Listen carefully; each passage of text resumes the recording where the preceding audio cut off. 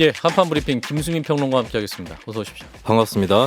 자, 정치자금 유용 의혹을 받아왔죠. 김승희 보건복지부 장관 후보자 결국 자진 사퇴하는 모양으로 마무리됐습니다. 네, 5월 26일 후보자에 내정된 지 39일 만에 사퇴를 하게 됐습니다. 정호영 전 후보자까지 포함해서 2연속 사퇴가 되겠고요. 예. 김인철 교육부 장관 후보자를 포함해서 윤석열 정부 장관 후보자 중에서는 세 번째 사퇴가 되었습니다. 김승희 후보자는 그간 모친과 자녀 간의 부동산 편법 증여 의혹, 정치자금으로 보좌관에게 경력금을 지급했다거나 같은 당 의원들에게 후원금을 지급했다는 의혹, 또 정치자금으로 렌터카를 도색하고 매입했다, 입법 정책 개발비로 여론조사 사용을 했다라는 등의 의혹이 제기돼 왔습니다. 예. 이에 대해서 김승희 후보자 사퇴 입장을 밝히면서 해명을 했는데요. 정치자금에 대해 고의적으로 사적인 용도로 유용한 바가 전혀 없으며 회계 처리 과정에서 실무적인 착오로 인한 문제가 발생한 것이다라고 밝혔습니다. 그러면서 객관적 근거가 없거나 저와 관련이 없는 가족들의 사생활까지 수많은 비판이 제기되었다라고 하면서 이런 사실과 별개로 최종적으로 관리 책임에서 자유로울 수 없다는 지적에 대해 겸허하게 받아들이고자 한다라고 밝혔습니다. 네, 결국 사퇴를 했는데 김승희 후보자가 자진 사퇴한 다음에 대통령이 박순애 사회부총리 겸 교육부 장관 후보자 그리고 김승겸 합동참모본부 의장 임명은 바로 제가 했습니다. 네, 박순애 부총리와 김승겸 의장 둘 다 원구성 협상 지연으로 인해서 인사청문회를 거치지 않았고요. 김창기 국세청장까지 포함해서 인사청문회 없이 임명된 윤석열 정부의 인사는 현재로서 3명이 됐습니다. 예. 대통령실 핵심 관계자는 김승겸 합참의장은 엄중한 안보 상황을 고려해서 자리를 비워두기 어려웠다라고 밝혔고요. 박순애 부총리는 국가교육위원회가 출범해야 하는데 더 기다리기 어려운 상황이라 임명을 했다라고 설명을 했습니다. 한편 윤 대통령은 김주현 금융위원장 후보자의 인사청문 경과 보고서도 송부를 요청을 했고요. 예. 공정거래위원회 위원장 후보자에는 송홍렬 서울대 법학전문대학원 교수를 지명했습니다. 예, 자 일단 김승희 보건복지부 장관 후보자 자진 사퇴를 했습니다만 그 유용 의혹에 대해서는 그 여전히 실무적 착오로 인한 문제다 이렇게 해명을 했습니다. 마지막까지 또 해명은 좀 납득하기 어려운 수준이 아닌가 싶은데 이 부분부터 논평 들어볼까요? 네, 김정혁 대변인부터. 뭐 선관위에서 문제를 삼아서 예. 수사 의뢰까지 한 걸로 알고 있는데요. 예. 그걸 뭐 본인이 실무적인 착오라라고 얘기하시는 건 별로 이렇게 이게 뭐랄까 납득할 수 있는 설명은 아니라고 생각이 듭니다. 예. 그렇군요. 김 소장님은? 제네시스 G80을 남들보다 중고가를 2천만 원이나 싸게 사면 뭐가 이상하다는 걸 몰랐다는 얘기가 통할까요? 그러니까 뭐 정치자금 관리를 보좌관이 해서 몰랐다라는 말을 뭐 반 정도 믿어드리겠는데 예. 죄송합니다. 어쨌거나 최종적으로는 남들 사는 것보다 무려 2천만 원 아닙니까? 그게 빠진 가격에 렌트카를 넘겨받으면서 내가 그냥 싸게 샀구나 이렇게 생각했다는 이야기를 믿으라고 하면 그분이 국회에서 정치를 하면서 정치자금을 얼마나 하찮게 여기셨는지, 그러니까 이 관리를 그냥 보좌진들에게 맡겨놓고 본인은 이 억 단위의 돈을 몰랐다라는 이야기를 너무 태연하게 하시는 것 같아서 예. 뭐 드릴 말씀이 없네요. 이제 어쨌든 이제 자진 사퇴가 됐고, 근데 사퇴 이후에 또 바로 박순애 교육부 장관 후보자 사회부총리죠 임명 제거했습니다. 이 부분은 어떻게 봐요? 불가피한 결정이었습니까? 어쨌든 이제 너무 지연되고 있기 때문에 예. 국회가 열리지 않는 상황이었기 때문에 대통령으로서는 이제 국가교육위원회도 출범시켜야 되는데 이거 너무 늦어지지 않느냐 이런 말씀을 하실 수 있겠죠 대통령실에서는. 그리고 사실 어떻게 보면 그동안의 인사청문회를 거친 경우도 마찬가지고 심지어는 인사청문회를 거쳐서 파도 미담만 나온다 뭐 이런 분들도 있었잖아요. 그런데 나중에 보면 또 여러 가지 문제점이 생겨서 공격을 받기도 했고 예. 인사라는 것은 사실 굉장히 어렵고요. 모든 사람들에게 모든 어떤 그 욕구를 갖다 충족시켜 줄 만한 그런 인물을 찾아내기도 사실은 이제 거의 불가능에 가까운 일이 아닌가 싶습니다. 예. 지금 현재 뭐 박순애 후보자에 대해서는 20년 전에 그 음주운전 경력 그게 이제 가장 결정적인 논란이라고 생각을 하는데요. 예. 뭐 저는 권성동 그 원내대표가 얘기했던 대로 그게 20년 전의 일이었고 또 본인이 여러 가지로 반성을 하고 있기 때문에 예. 이런 부분들을 좀 참작해야 되지 않겠느냐라는 말을 저는 그냥 있는 액면 그대로 받아들이고 싶습니다. 그렇군요. 자, 김 소장님은? 예, 뭐 청문회를 안 한 것 정도는 청취자분들이 보시기에도 얼마나 이상한 일인지 잘 아실 것 같고요. 장관 인사청문회. 예, 장관 인사청문회를 안 하고 그냥 임명을 한다. 그것도 뭐 몇 명씩 지금 국세청장, 합참의장, 게다가 교육부 장관 부총리급인데. 근데 제가 주목해서 보는 부분은 권성동 원내대표하고 대통령실하고 왜 얘기를 안 하는지 모르겠어요. 어떤 얘기를 안 하고 있습니까? 2시에 지금 국회를 개원했지 않습니까? 예. 근데 같은 날 임명을 한다는 건 오전에 그러니까 극적인 타결이라고 하더라도 내부에선 다 어느 정도 조율이 돼서 서로 이제 밀고 당기면 이런 정도면 어느 정도 익었겠다 판단이 다 되거든요. 예. 그래서 그날 오후 2시에 할 국회 개원을 대통령실과 원내대표실이 교류하지 않고 아침에 무리한 청문회 없이 인사를 강행해서 오히려 윤 대통령이 욕을 먹을 수밖에 없는 상황을 만든 것. 그리고 결정에 대통령이 하셨겠지만 권성동 원내대표가 오후면은 저희가 타결할 수 있을 것 같습니다. 그럼 당장 제가 나와서 아니 오후에 타결한 국회에서 왜 청문회 못하냐고 욕할 걸 뻔히 알면서 라고 하면 지금 원내하고 대통령실 간의 의사소통이 제대로 안 이루어지는 것은 아닌가 좀 굉장히 의아한 부분입니다. 그렇군요. 여야가 바뀌니까 참 힘드네요. 그게 힘드십니까? 아니 과거에 무슨 청문회하고 이럴 때 우리도 공격을 많이 했는데 예. 사실 좀 뭐 그렇죠. 예, 이 박순애 장관 후보자 임명 관련해서는요 2부에서 민주당 안민석 의원을 연결을 해서 좀 깊이 얘기를 좀 해보겠습니다. 계속해서 국회 얘기인데요. 후반기 의장단 선출이 됐습니다. 단독으로 민주당이 할 것으로 됐다가 결국 권성동 원내대표 기다려서 여야 합의로 됐네요. 네, 오후 2시에 국회 본회의를 열어서 국회의장에 김진표 민주당 의원, 부의장에는 정진석 국민의힘 의원과 김영주 민주당 의원 이렇게 선출을 했습니다. 예. 5월 29일에 전반기가 종료된 이후에 35일 만에 의장단이 구성이 된 것이고요. 예. 어제까지만 해도 민주당 단독 소집이 유력하게 예상이 됐지만 본회의 직전 극적으로 양당이 합의를 했습니다. 국민의힘 권성동 원내대표가 상임위원장단 선출을 여야 합의하에 처리하는 것을 약속하면 의장단 선출에 협조할 것이다라고 밝혔고 민주당 박홍근 원내대표가 이를 전격 수용했습니다. 여야 합의하에 처리하는 거, 요게 굉장히 좀 추상적이네요, 사실은. 네, 그렇습니다. 합의 못하면 그 처리 안 하는 겁니까, 상임위원장? 이거는 이제 앞으로의 과제로 남겨졌다라고 봐야 되겠죠. 예, 그러니까 쟁점은 이제 아직 그 법사위원장 그리고 사법개혁특별위원회 문제가 여전히 남아 있는 거죠, 그러니까. 그렇습니다. 국민의힘에서는 사법개혁특별위원회 여야 동수 인원으로 구성할 것을 제의를 하고 있습니다. 또 위원장도 국민의힘에서 맡아야 한다라고 요구를 하고 있고요. 예. 권성동 원내대표는 수용하지 못하면 더 이상 논의하지 않겠다고 분명히 밝혔다라고 말했습니다. 이에 민주당은 비상식적인 무리한 요구라는 입장인데요. 이미 사개특위는 민주당이 위원장을 맡고 민주당 7명, 국민의힘 5명, 비교섭단체 1명으로 규정을 해두고 있는 상태입니다. 예. 박홍근 원내대표는 모든 상임위와 특별위는 의석수에 비례해서 구성한다는 점을 강조를 하고 있습니다. 또 민주당은 법사위와 예결산 특별위원회 기능의 정상화를 주장을 하고 있는데 예. 박홍근 원내대표가 권성동 원내대표도 공감했다는 취지로 밝힌 바 있는데 권 원내대표는 이에 대해서 오버해서 해석한 것이라고 반박을 했습니다. 국회 운영의 합리화는 논의할 필요가 있지만 박 원내대표 아이디어에 동의한 것은 아니다라고 부연을 했고요. 예. 그리고 권성동 원내대표는 김진표 신임 의장이 언급한 국회 인사청문특별위원회 구성이나 개헌특별위원회 구성에 대해서도 반대를 하는 입장이었습니다. 예, 일단은 뭐 국회 문을 열었습니다. 앞으로의 또 갈 길이 굉장히 멀어 보이네요. 자, 일단은 이제 그 김진표 국회의장 선출 이 부분은 어떻게 보셨는지. 예, 아니 왔다 갔다 하면서 물어봐요. 이게 먼저 묻는 거 이제 부담스러워 하시는구나. 우리 김성희 소장이. 예, 일단 의장장 선출은 뭐 단독으로 강행한다라는 건 사실 말이 안 되는 게 예. 이미 양당이 누가 할지 다 뽑아놨거든요. 그러니까 이제 절차상으로 뭐 이렇게 걸치는 것뿐이지 강행한다고 해서 민주당이 딴 사람 뭐 합의 안 된 사람 뽑을 상황은 아니었습니다. 그래서 예. 표현이 좀 이상했고 다만 이렇게 하려고 했던 것은 국민의힘에게 제발 좀 원내 들어와서 하자. 원내 들어와서 하자라고 했는데 일부 보도에서는 그렇게 얘기하죠. 사개특위 합의하는 것은 이 헌법재판소 나온 다음에 최소한 하자면 이제 이달 말까지도 국회 안 들어올 생각이 있었다라는 말을 계속 국민의힘 의원 쪽에서 헌법재판소는 뭐 검수완박 문제가 헌법재판소가 그렇죠. 그거 이제 판단이 최소한 내려지면 가처분 신청이라도 받아들여지는 걸 보고하자라고 해서 끌 생각이었는데 이제 그걸 막기 위해서 빨리 국회를 열자는 민주당의 제안을 권성도 원내대표가 잘 받아주신 거라고 생각을 하고요. 예. 이제 구성이 됐으니까 안에서 또 복닥복닥 하겠죠, 뭐. 예.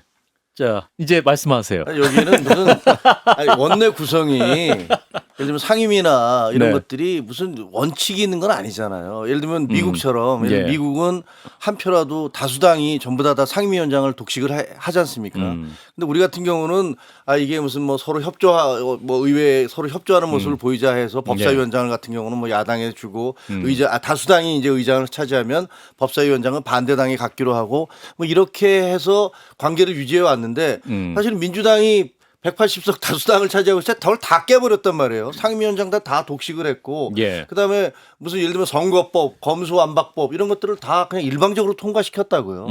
심지어 선거법 같은 것은 당사자인데 게임의 룰을 상대방한테 물어보지도 않고 본인들이 그냥 게임의 룰을 정해버린 거 아니에요. 그래서 이런 룰들이 다 깨졌었기 때문에 이걸 다시 복원시키는 데는 상당한 시간이 필요하고 이번 국회에서도 그게 그렇게 쉽게 될 것 같지는 않아요. 예. 그런데 결국은 여야의 어떤 원내대표가 됐든 그 정치인들의 정치력에 달려 있는 거고 그 평가 지금 뭐 21대 국회, 20대 국회에 대한 평가들이 쭉 있잖아요. 죄송한 말씀이지만 21대 국회, 20대 국회보다도 더 최악이다. 뭐 이런 얘기들을 듣고 있으니까 이런 얘기가 있다는 것들을 다 새기셔서 예. 제발 좀 잘해 주셨으면 좋겠다 생각합니다. 예, 기대합니다. 역시 혁신위 대변인다우시게 혁신적인 메시지를 전해주셨는데 자 김수민 평론가 네. 어떻게 보세요? 21대 국회 이제 후반기에 개원을 했는데 잘 네. 될까요? 분위기?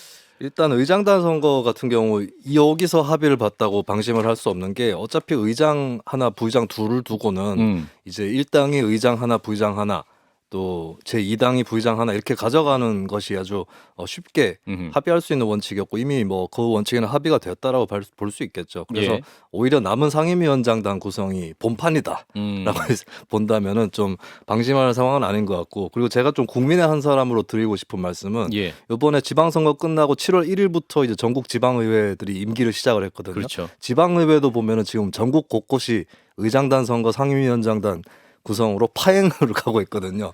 근데 그러니까 지방 정치야 네. 즉 언론들이 다 관심을 갖지만 그 지방 정치는 또 언론의 주목을 덜 받는 상황이 있으니까 그렇습니다. 근데 그 지방의회들에게 모범이 되는 곳이 국회다. 아하. 네, 국회에서 어떻게 하는지가 지방의회에서도 많이 참고하는 사항이거든요. 그렇군요. 그 점을 국회의원들이 좀 명심을 국회는 일 안 하는데 뭐 우리도 그냥 그만합시다. 뭐 이렇게 그렇게 그런 분위기도 있을 수 있습니다. 예, 지방의회 같은 경우 또 승자 독식인 쪽도 있고 예. 나눠서 맞는 쪽도 있는데 이 관례들이 좀 엇갈리면서 서로 간에 이제 유리한 쪽에서 이제 유리한 유리한 당파에서 유리한 룰로 가려고 하는 이런 게 이제 좀 어지럽게 혼재되어 있는 상황이거든요. 그렇죠. 국회가 좀 앞장서서 걷는 입장이기 때문에 모범이 되어 달라 이 예. 말씀을 좀 드리고 싶습니다. 모범이 되길 바라는데요. 일단 법사위원장 어떻게 됩니까? 그럼 국민의힘이 할 수 있도록 민주당이 그렇게 합니까? 된 거죠 뭐. 예. 법사위원장은 이미 양보를 한 지가 한참 되지 않았습니까? 그건 뭐 그걸 놓고 바꿀 사안은 아니라고 생각하고요. 예.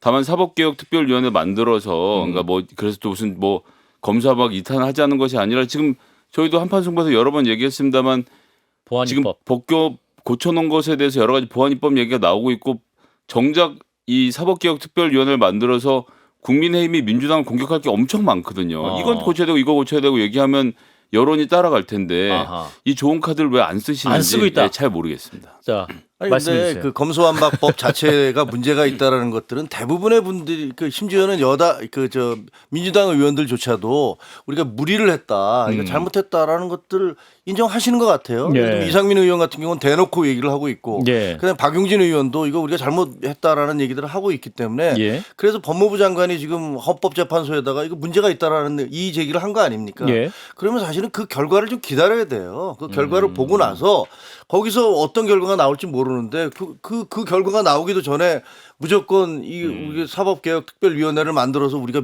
가자라고 하는 것도 사실상은 순서상으로 보면 말이 안 되거든요. 그러니까 이게 무리한 법안 강행으로 인해서 만들어진 그 부작용들에 대해서 그걸 그냥 덮고 넘어갈 수가 없다는 것들을 말씀드리고 싶네요. 사개특위 불참 의사를 밝히고 있습니다. 자, 김 소장님.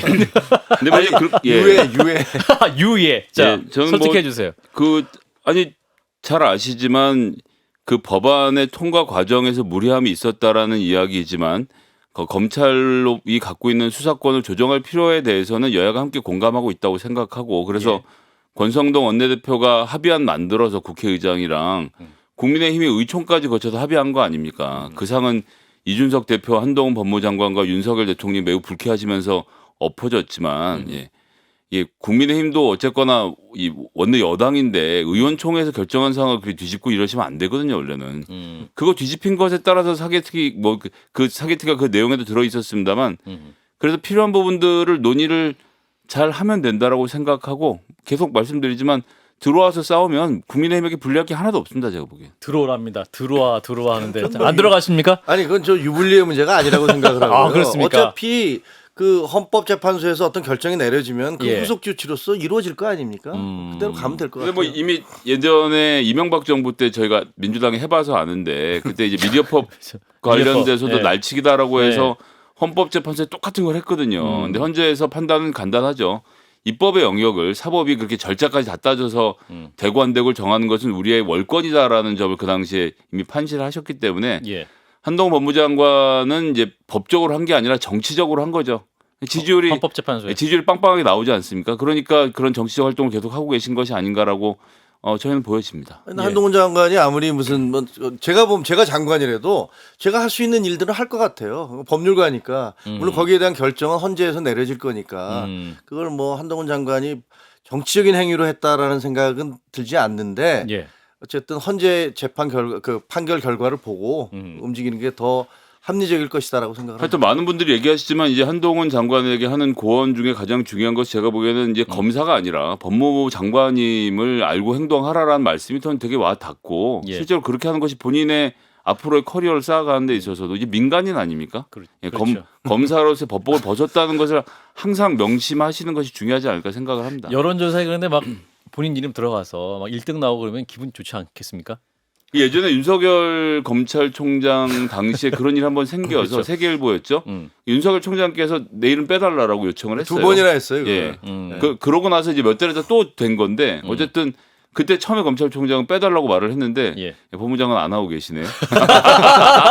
아니 저는 뭐 아까 저 한판 논평에서도 얘기했지만 예. 아마 한동훈 장관이 귀국해서 돌아오면 분명히 저는 빼달라고 얘기할 거라고 생각을 합니다. 그게 사실은 그게 언론의 책임도 있는데 그렇죠. 아니 지금 시작한 지 새 정부 출범한 지 100일도 안 됐는데 언론에서 무슨 차기 지금 현역 법무부 장관을 무슨 정치인처럼 끌어들여서 이런 식으로 뭐 차기 지도자로 적합하네 안 하네 하는 것들이 법무부 장관에게 자꾸만 당신 정치적으로 행동하라고 부추기는 것 같아서 이건 언론도 예. 삼가야 된다고 생각해요. 이게 윤석열 대통령이 굉장히 불쾌하실 수 있는 내용입니다. 사실은. 그렇죠. 아 그럼요. 아, 근데 임기 취임 본인이 지금 1인자인데 막 취임 지금 한 지 예. 얼마 되지도 않았는데 예. 차기 대통령 뭐 1위 누구다 이런 거 하면 굉장히 기분 나쁘지 않겠습니까? 김승희 평론가?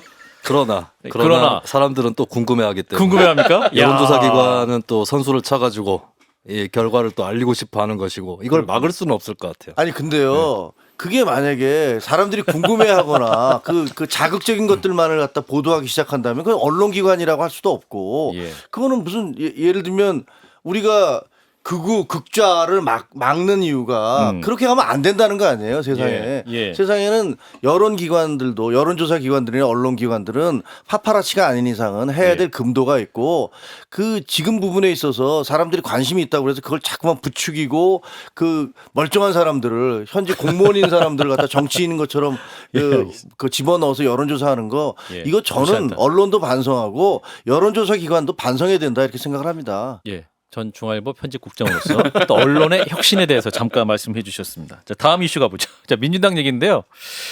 8.28 전당대회 당대표 경선에 이제 누가 나오느냐 관심 많았는데 이제 박지원 전 비대위원장의 출마 여부였는데 오늘 비대위에서 출마 불허 나오지 마라 못 네. 나온다 이렇게 얘기했네요. 네, 민주당 당원 당규 기준으로 봤을 때는 예. 7월 1일 기준입니다. 6개월 이전에 입당한 권리 당원만 대표 경선의 피선거권을 가지는데요. 박지원 전 위원장 이 요건을 충족하지 못하는 것이죠. 그래서 예. 이런 경우는 이제 당무위원회 의결을 받아야 별도로 출마를 할 수 있는 그 길이 열리는 것인데요. 예. 오늘 비대위 회의 논의 결과가 전해졌습니다. 우상호 위원장은 예외를 인정할 불가피한 사유를 발견하지 못했다라고 밝혔습니다. 예. 박지원 전 위원장에 대해서 소중한 인재라고 밝히면서도 비대위원들은 박 전 위원장 전당대회 출마를 위한 예외 조항을 당무위원회 안건으로 상정하지 않기로 했다라고 설명을 했고요. 예. 또 조호섭 대변인은 박지원 전 위원장이 공식적으로 논의해달라고 직접 신청을 하지 않았기 때문에 예. 공식적으로 신청을 하면 다시 논의는 할 수 있지만 지금 얘기가 나오는 것을 보면 현재와 같이 갈 가능성, 그러니까 불허할 가능성이 클 것이다라고 설명을 했습니다. 공식적으로 신청한다는 건 어떤 의미입니까? 당에 뭐 어떤 문서를 통해서 의사를 표명해야 된다는 말인가요? 그렇죠. 현재로서는 박지원 전 위원장이 언론을 통해서 그렇죠. 네, 언론에서 한 게 공식이 아닌 겁니까? 그렇습니다. 그래서 아. 공식적인 절차를 밟아야 된다고 하는 것인데 예. 근데 그것은 또 하나의 절차상의 문제인 것이고 그 절차를 밟는다고 해도 이것이 허용될 가능성은 낮다라고 하는 게 현재 비대위에서 논의된 그런 내용입니다. 그렇군요. 자, 민주당의 이 결정 어떻게 보셨는지 이 부분은 우리 김종혁 대변인께서 먼저 말씀해 주세요. 민주당의 결정 어떻게 보셨습니까? 민주당의 결정보다 저는 박지원 그 전 비대위원장. 비대위원장한테 좀 실망을 했습니다. 아, 그런가요? 예, 왜냐하면 본인도 알고 있더라고요. 나는 6개월이 안 됐기 때문에 이게 그 신청하면 문제가 될 거라는 사실을 모른 게 아니고 분명히 알고 있었어요. 그런데 예.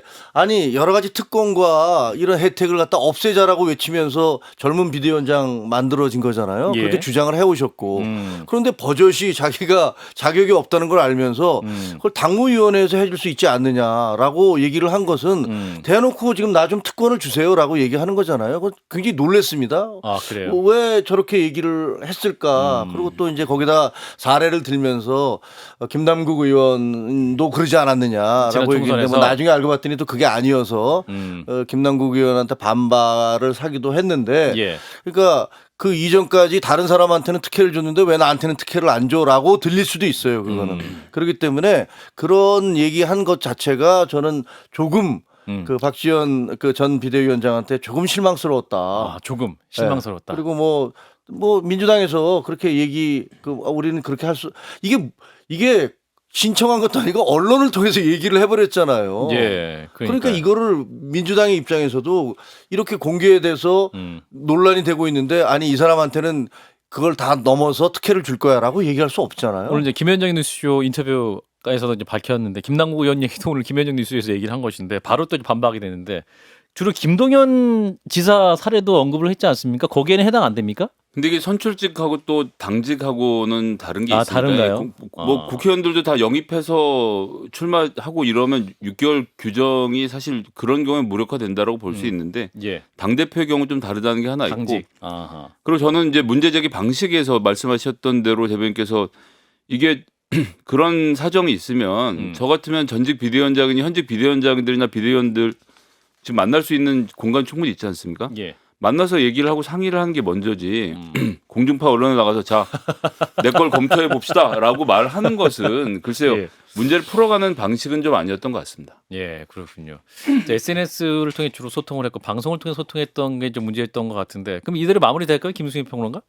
네, 현재로서 뭐 비대위 분위기라든지 이쪽에서 당무위원회 의결을 뭐 추가적으로 추동한다거나 이럴 가능성은 좀 낮아 보이고요. 예. 그러니까 김동연 지사 사례가 나오고 있는데 김동연 지사 같은 경우는 이제 당이 합당을 하는 과정에서 그렇죠. 새롭게 맞이하는 영입 인사하고 비슷한 그런 특징이 있고 또 공직 선거에 내보낼 수 있는 후보로서 자격을 일단 부여해서 경쟁에 붙여보자 이런 차원이었다면은 박지원 전 위원장 같은 경우는 당내에서 대표라고 하는 그 당의 한 자리가 있는 직책을 두고 이제 후보로 가는 길을 열어줘야 되는데 예. 이제 열어주게 될 경우에는 좀 특별 대우 그러니까 이 사람은 좀 후보가 돼서 대표가 되는 것도 괜찮겠다라고 당무위원회가 좀 낙인을 일단 만들어내는 아하. 예, 그런 효과도 있기 특별 대우 때문에 자체가 뭔가 좀 긍정적인 시그널이 될 수 있겠네요. 그렇죠. 그러니까. 그리고 이제 이런 경우 특별 대우를 받으려면 당내에서 좀 광범위한 세력이 나서서 이걸 좀 받아달라 이런 요구가 있으면 이제 정치적인 정무적인 결단이 가능할 수도 있는데 또 예. 그런 상황은 아니기 때문에 예.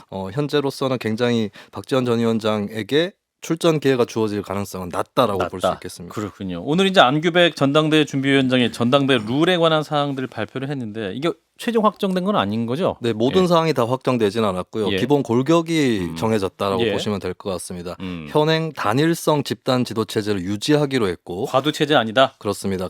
당 대표와 최고위원을 분리 선출하기로 했다라고 예. 하는 것입니다. 예. 그리고 공천권을 비롯한 최고위원의 권한을 강화할 것이냐의 문제는 추후에 논의를 하기로 했고요. 선거인단 구성 비율에는 변화가 유력한 상황입니다. 현행으로는 이제 대의원이 45%를 차지하는데 이것을 30%로 낮추고 국민 여론조사를 10%에서 25%로 올린다라고 하는 것이 유력시되고 있고 예. 컷오프 예비 경선 같은 경우도 그동안에는 100% 중앙위원회 투표로 결과를 냈었다면 예. 이제는 중앙위 비중을 낮추고 여론조사를 30% 정도 반영하는 방안이 유력하게 거론이 되고 있습니다. 그리고 권리당원의 투표권 부여 문제에 대해서는 6개월 이상 당비를 납부한 사람이라고 하는 현행 요건을 유지하기로 했습니다. 그렇군요. 자, 일단은 지금까지 논의된 전당대회를 어떻게 보시는지. 저는 뭐 좋은 방향으로 갔다고 봅니다. 여기서 그칠 건지 더 조정을 할 건지는 이번 선거를 치러보고 충분히 판단할 수 있는 문제라고 보고요. 예. 대의원의 역사적 그 효용성이 예전에 비해서 낮아진 건 사실이거든요. 그 부분을 여론으로 채우겠다는 계획 그리고 중앙위원회라고 하면 이제 국회의원, 시도지사 그다음에 기초자치단체장 이런 분들에다가 이제 또 당연직으로 들어오는 분들 노조 좀 해서 한 600명 정도 되는 규모인데 예. 어쨌든 이 당에서 짬밥게나 있는 분들이 다 모여 있는 자리에서 당대표 3명 그다음 최고위원 8명 예선을 치르는 거였거든요. 예. 그러니까 어떤 면에서 너무 개파 간으로 해서 그 사람들한테 마음에 안 들면 아예 출전을 못한 상태였는데 30% 여론조사를 넣었던 것도 좀 전 긍정적으로 보고 있습니다. 네, 김재혁 대변인은?